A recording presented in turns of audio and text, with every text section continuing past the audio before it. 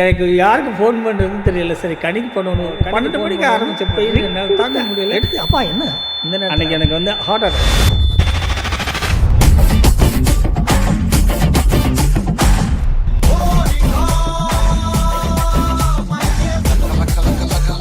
நான் என்ன யோசிப்பேன்னா சில சமயங்களில் கேட்ட உடனே ஃபோன் பண்ணணும்னு யோசிப்பேன். பண்ணுவேன், எடுக்க மாட்டேன். இல்லை எல்லார்கிட்டயும் வந்து என்னை பத்தின இருக்கிற ஒரு கம்ப்ளைண்ட் அதுதான். ஃபோன் வந்து கனி எடுத்துட்டாங்கன்னா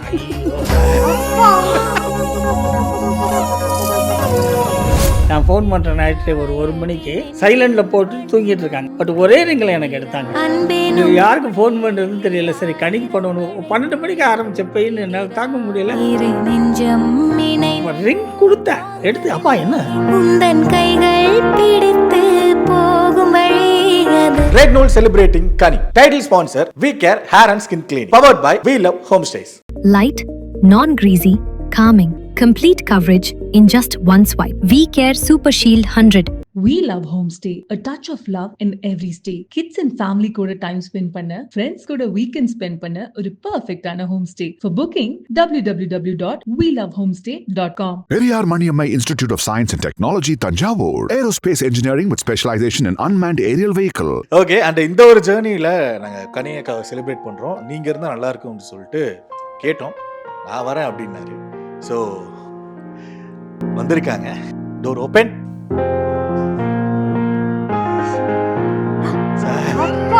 ஆனந்த யாழை மீட்டுகிறாயடி, நெஞ்சில் வண்ணம் தீட்டுகிறாய்.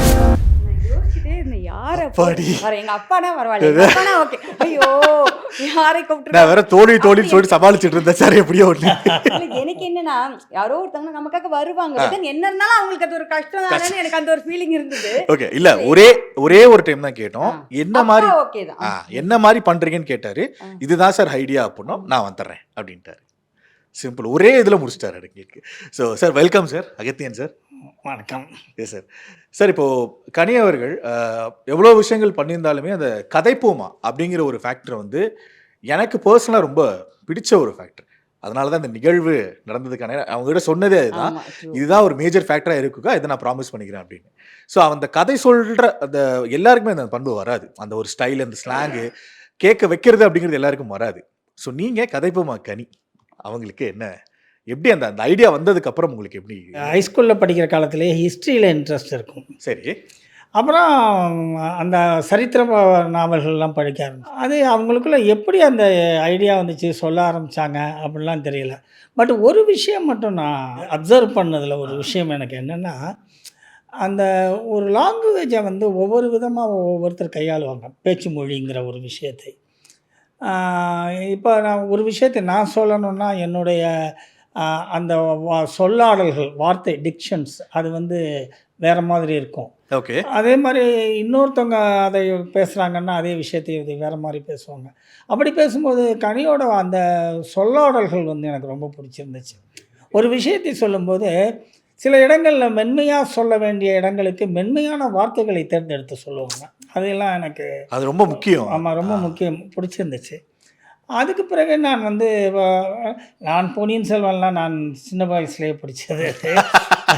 அதற்கு பிறகு இந்த ஜென்ரேஷனில் அவங்க பொன்னியின் செல்வன் சொல்லும்போது அதை கேட்கும்போது நமக்கு அந்த அந்த என்ன ஒரே ஒரு விஷயம்னா, அந்த கதையில் இருக்க எதையுமே விட்டுறாமல் திருப்பியும் அதை கொண்டு வந்து சொல்கிறது பெருசாக இருந்துச்சு. அப்புறம் சுகமன் சொன்னாங்க. அது அவங்களுக்கு வந்து இந்த கதையாடல்ங்கிறது எனக்கே இப்போ உங்களுக்கு இருக்க மாதிரி திடீர்னு ஒரு நாள் கதை சொல்ல போகிறோம் அப்படின்னு சொன்னது எனக்கு வந்து விஷயம்.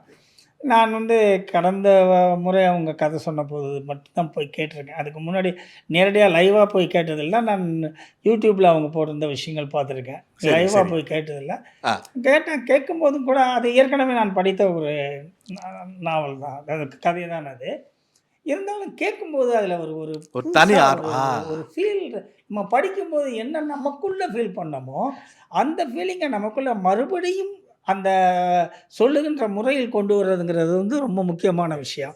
அதை கொண்டு வந்திருந்தாங்க. அதுதான் எனக்கு ரொம்ப பிடிச்சி. ஏன்னா அது எவ்வளோ அவங்க படிக்கும்போது எல்லாருக்கும் ஒரு விஷயம் வந்திருக்கும். ஆமாம். ஸோ இவங்க சொல்லும் பொழுது அதோட எனக்கு அன்னைக்கு என்ன தோணுச்சுன்னா, அவங்க சொன்னது வந்து யானை டாக்டர் கதை சொன்னாங்க. அன்னைக்கு என்ன தோணுச்சுன்னா, ஒரு 30-40 பேர் உட்காந்து கதை கேட்டபோது, இந்த 40 பேரும் காற்றை மதிப்பார்கள் இனிமேல். இந்த காற்றை மதிப்பாங்க. இதில இருக்கிற ஏதாவது ஒரு ஆண் வந்து ஒரு பாட்டில தூக்கி காட்டுக்குள்ள போட மாட்டான். யானையை வந்து நேசிப்பான். ஒரு புழுவை பார்க்கும்போது அருவருப்பு அடைய மாட்டான். அப்படிங்கிற இந்த மாரி ஒவ்வொருத்தருக்கும் நான் வந்து என்னன்னா, எனக்கு ஒரு பழக்கம் உண்டு எப்போதுமே. நான் வந்து என்னுடைய திரைப்படங்களுக்கு வந்து ரிலீஸ் ஆன பிறகு நான் தியேட்டருக்கு போகும்போது நான் ஸ்க்ரீன் பார்க்க மாட்டேன். நான் ஆடியன்ஸ் பக்கம் திரும்பி அவங்க முகத்த பார்ப்பேன். ஓகே. எங்கேலாம் இவங்க என்ன ரியாக்ட் பண்ணுறாங்க அப்படின்னு பார்ப்பேன். அந்த மாதிரி அன்னைக்கு நான் பேசும்போது, இவங்க பேசுனத கேட்டுக்கிட்டு மற்றவங்களுடைய முகங்களெல்லாம் பார்த்துட்டு இருந்தேன். அதில வந்து அவங்களுக்குள்ள அந்த முகத்தில வந்த அந்த எக்ஸ்பிரஷன்ஸ், அந்த மாறுதல்கள், அந்த உணர்ச்சிய வந்து உடனுக்குடனே அவங்க மாத்திக்கிட்டது. அதை கேட்குற ஒரு சின்ன குழந்தைக்கு வந்து அது ஒரு பசுமரத்தாணி மாரி பதியும். அந்த மாரி விஷயம். அந்த வயசுல அதனால பதிஞ்சிரும். அந்த கதை சொல்லல் அந்த கதைப்போமா நிகழ்ச்சிங்கிறது வந்து, அதை நான் வெறும் ஒரு பொழுதுபோக்காகவோ, இல்ல ஒரு கதை சொல்லுகிற விஷயமாகவோ பார்க்காமல், ஏதோ ஒரு நல்ல விஷயத்தை 40, 50 பேருக்கு கொண்டு போய் சேர்த்துக்கிட்டே இருக்கும்போது, ஒரு சின்ன சின்ன மாறுதல்கள்லாம் அந்த மனசுக்குள்ள வரும். வளரும்போதும், வளர்ந்த பிறகும் எனக்கு ஒரு பொறுப்பு இல்ல அப்படிங்கும்போது, இப்ப நான் வந்து இப்ப என்னை பொறுத்தளவு நான் பர்சனலா வந்து எதையுமே தூக்கி எங்கேயுமே போட மாட்டேன். ஓகே. பட் அந்த மாரி போடுறவங்கள பார்க்கும்போது, அவங்க இந்த கதைய கேட்டாங்கன்னா, அவங்களுக்கு வந்து இதை செய்யக்கூடாது நம்ம அப்படின்னு தோணும். அது ஒரு பெரிய அந்த கதைக்குள்ள இருக்கிற சோசியல் சர்வீஸா நான் ஓகே. பார்க்குறேன். அக்கா இவ்ளோ நோட் பண்ணியிருக்காரு. உங்களுக்கு தெரியுமா? இவர் நோட் பண்ணுவார்ன்னு எனக்கு கண்டிப்பா தெரியும். எங்க அப்பா இல்லையா? ஓகே. இவ்ளோ அப்சர்வ் பண்ணியிருக்காரு. ஸோ ஐ திங்க் அந்த அப்ரிசியேஷன் ஓகே. இது நல்லா இருக்கு அப்படின்னு சொல்லிட்டு அந்த மொமெண்ட்ல சொல்லிட்டு போறது ஒண்ணு. அப்படி சொல்லிட்டாரு. இப்பதான் அதுதான் கேக்குறேன். நான் கேட்கும்போது நான் கேட்டது ஒண்ணே ஒண்ணுதான். நான் ஏற்கனவே சொன்ன மாதிரி, அப்ப என்னப்பா பண்ணணும், இது எங்கேயாவது இம்ப்ரவைசேஷன் இருக்குமா? இல்லடா சூப்பரா சொன்னேன் அப்படின்னு தான் சொன்னாரு. வேற எதுவும் சொல்லல. ஸோ இப்பதான் அதுக்குள்ள இவ்வளோ விஷயங்களை அவர் நோட் பண்ணியிருக்காரு அப்படின்றது உண்மையிலேயே. அந்த எனக்கு ஒரு கதை படிக்கும்போது நம்ம அதுல ஒரு கேரக்டரா இருப்போம், இல்ல ஒரு சில கேரக்டரா இருப்போம், இல்ல ஒரு சில மொமெண்ட்ஸ்ல வாழ்வோம் நம்ம. அப்புறம் வந்து சில நேரங்கள்ல வந்துட்டு நம்ம ஏன் அந்த அதுல வந்து அதுல வில்லனா கூட நம்ம இருப்போம். ஐயோ நம்ம ஏன் இந்த மனுஷனா இருக்கோம், இந்த கதை படிக்கும்போது நமக்கு இவனை பிடிக்கல, நம்மளும் ஏதோ ஒரு இடத்துல இவனா இருக்கோம்ல, நம்ம அப்ப மாறணும்னு தோண வைக்கும். இதெல்லாமே கதைகள் பண்ணோம். ஸோ அதை நான் சொல்லும்போது இவருக்கு கேட்குறவங்களுக்கு அது உள் போயிருக்குன்னா அது சந்தோஷம் தான். ஓகே. Okay sir. இப்போ விஜயலட்சுமி மேமா இருக்கட்டும், நிரஞ்சனி அவங்களா இருக்கட்டும், அவங்க அந்த 2 பேருமே வந்து ஃபன்னு, எக்ஸ்ட்ரீம் ஃபன்னு. கனியா ஆப்வியஸா அவங்களும் ஃபன்னு தான். பட் அந்த ஒரு மெச்சூரிட்டி அது ஒன்று இருந்துகிட்டே இருக்கும். அது அவங்க மேபி வளர்ந்த விதம், அந்த கதை சொல்ற பாணி அப்படிங்கிறது ஒன்று இருக்கும். நீங்க அந்த கதை சொல்லும் பொழுது அந்த மெச்சூரிட்டி எனக்கு எப்பயாவது உணர்ந்திருக்கீங்களா? நாட் ஈவன் இந்த கதைப்பமான்னு கேட்கல. பொன்னியின் செல்வன் அதை சொல்லும் போதோ, இல்லை அதுக்கு முன்னாடி வீட்டில் எங்கேயாவது ஒரு கதை சொல்லும் போதோ? இல்ல அந்த அந்த மெச்சூரிட்டி நான் ஃபீல் பண்ணியிருக்கேன். எப்படின்னா சில சமயங்கள்ல வந்து ஒரு சின்ன விஷயத்தை எடுத்துக்கிட்டு, ஒரு கவிதையை எடுத்துக்கிட்டு ஒரு 5 நிமிஷத்துக்கு ஒரு ப்ரெசன்டேஷன் போட்டுப்போம். எங்க வீட்லயே இல்ல யூடியூப்லேயே இருக்கு, இன்ஸ்டாவிலே இருக்கு, அது போட்டுருப்பாங்க. அது அந்த மாதிரி ஒரு விஷயத்தெல்லாம் கேட்கும்போது என்ன ஆகும் அப்படின்னா, அதுக்குள்ளே இருக்கிற அந்த அந்த அந்த ப்ரெசன்ட் பண்ணுற விதம் இருக்குது பார்த்தீங்களா? அந்த ப்ரெசன்ட் பண்ணும்போது அது எங்கேயோ ஆரம்பிக்கிற மாதிரி இருக்கும். ஆனால் எங்கே போய் சேரணுமோ அது அந்த கரெக்டாக போய் சேரும். ஓகே. அது நான் என்ன யோசிப்பேன்னா, சில சமயங்களில் கேட்ட உடனே ஃபோன் பண்ணணும்னு யோசிப்பேன். பண்ணுவேன், எடுக்க மாட்டாங்க. ஒரு முக்கியமான விஷயம். ஓப்பனா சொல்றேன். இல்லை கனி அது எல்லார்கிட்டயும் வந்து என்ன பத்தின இருக்கிற ஒரு கம்ப்ளைண்ட் அதுதான். அதுதான் ஃபோன் வந்து கனி எடுத்துட்டாங்கன்னா, ஐயோ! நானே எடுத்த உடனே என்னைக்காவது எடுத்துட்டாங்கன்னா, எனக்கு அது ஒரே ஒரு நாள் தான் எடுத்தாங்க. அது வந்து சைலண்டில் போட்டு தூங்கிட்டு இருக்கும்போது எடுத்தாங்க. அது வந்து பை காட் கிரேஸ்.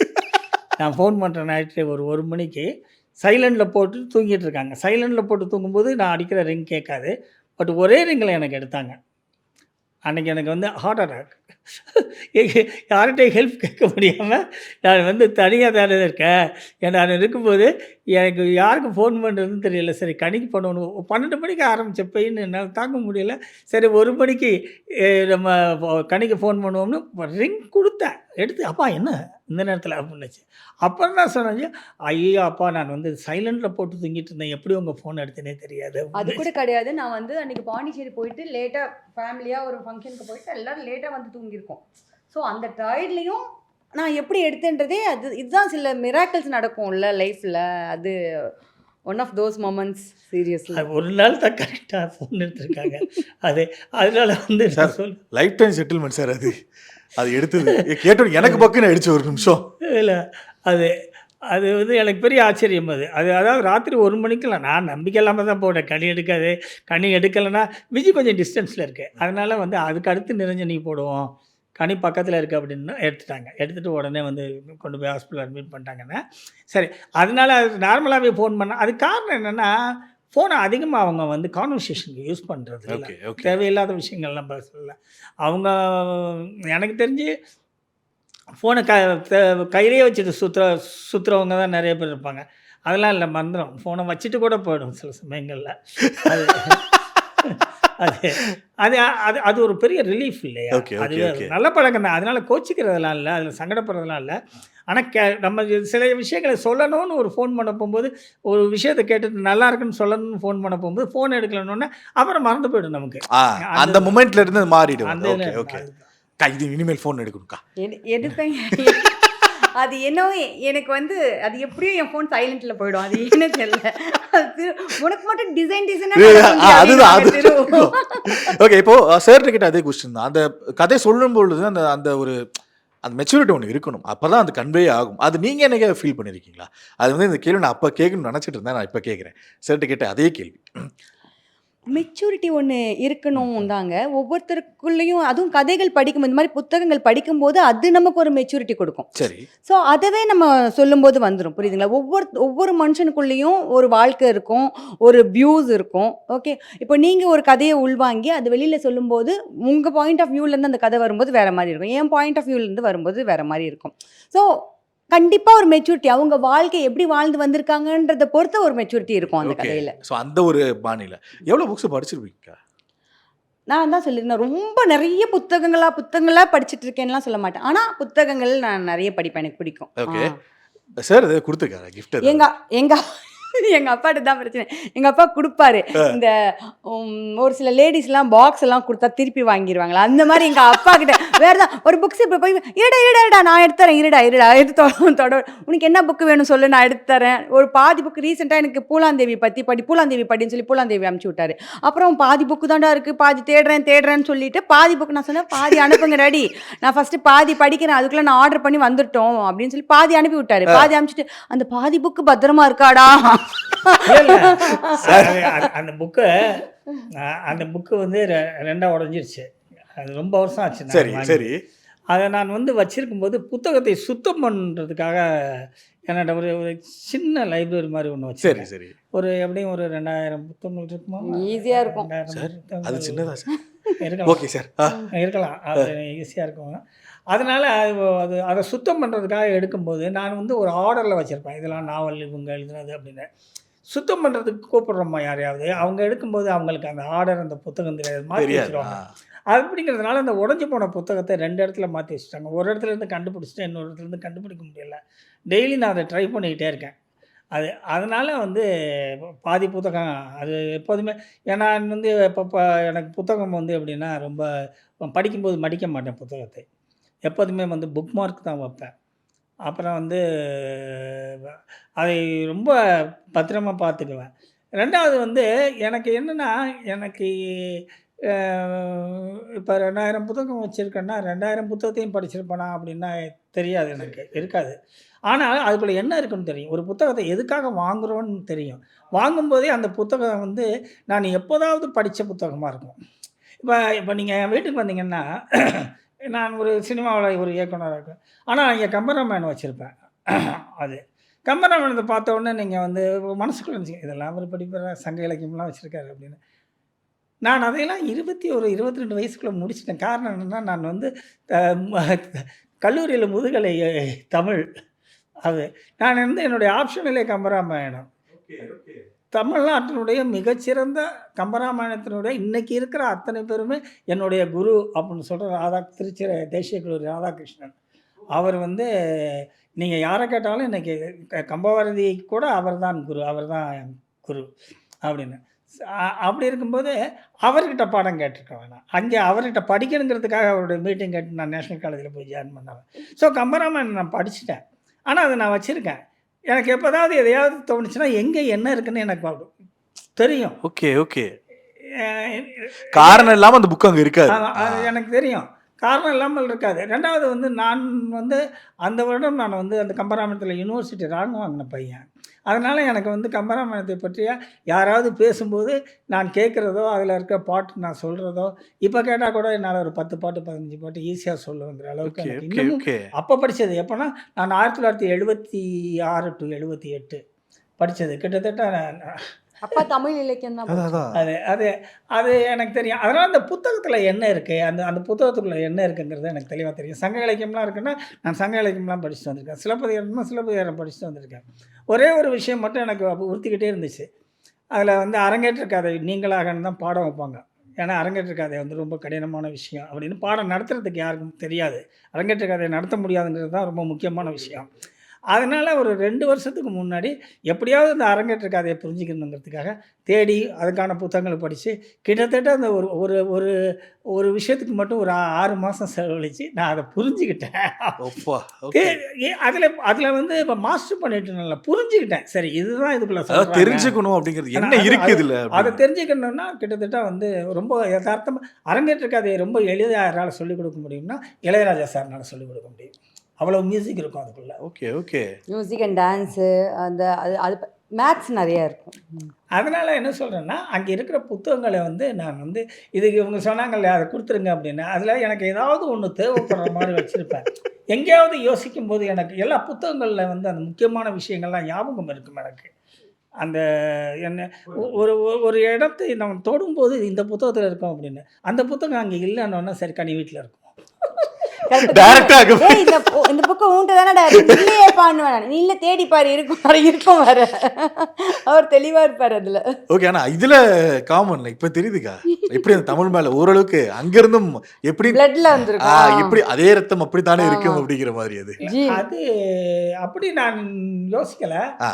அது ஏன்னா எனக்கு வந்து படிக்கும்போதெல்லாம் கனி வந்து இங்க வரும், இந்த இடத்துக்கு வரும். அதாவது அது அது படிச்சுட்டு வேலைக்கு போப்போது. அது படிச்சது கம்ப்யூட்டர் இன்ஜினியரிங் தானே. அதனால படிச்சுட்டு வேலைக்கு போப்போறாங்க அப்படின்னு தான் நான் நினச்சிட்டு இருந்தேன். பட் இதுக்குள்ள வருவாங்க அப்படின்னு 3 பொண்ணுங்களையுமே இதுக்குள்ள வருவாங்கன்னு நான் நினைக்கவே இல்ல.